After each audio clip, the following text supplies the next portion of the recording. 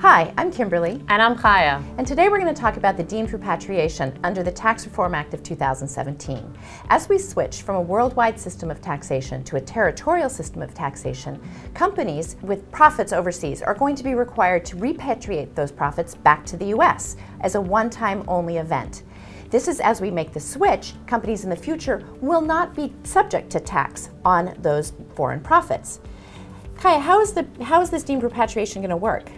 So what's complicated about this deemed repatriation is that it's done at the shareholder level. Right. So in the past, most of the tax provisions relating to CFC were at the CFC level, but for this particular deemed repatriation, it's done at the shareholder level. So that makes things complicated because we're going to be netting losses in some CFCs or foreign entities against income in other foreign entities, and most of our records are kept at the CFC level, so this complicates matters. And just to clarify what a CFC is a controlled foreign corporation, which is any foreign corporation that has more than 50% U.S. shareholders.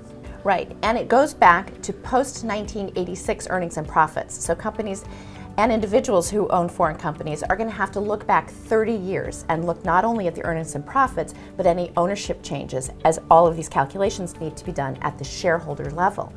And then once that tax is calculated, and it's a tax based upon the assets in the foreign corporation, whether it's going to be a 15.5% tax for your liquid assets or an 8% tax on your illiquid assets, you can then calculate that tax and elect to repatriate or to pick up that income over 8 years. Yes. So this, just to clarify, it's not just for CFCs. So we have to think about any CFCs, and if it's a C corporation that owns 10% or more of a foreign entity, this mandatory deemed repatriation would apply to the U.S. shareholder in that event as well.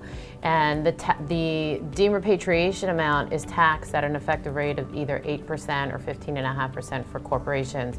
And that will depend on what the balance sheet of the foreign entity looks like. Right, and here's the kicker. It's a 2017 tax event. So companies right now need to make sure they have their records and need to start doing these calculations, because it could be a really big number, and that tax is going to be due on April 15th, 2018.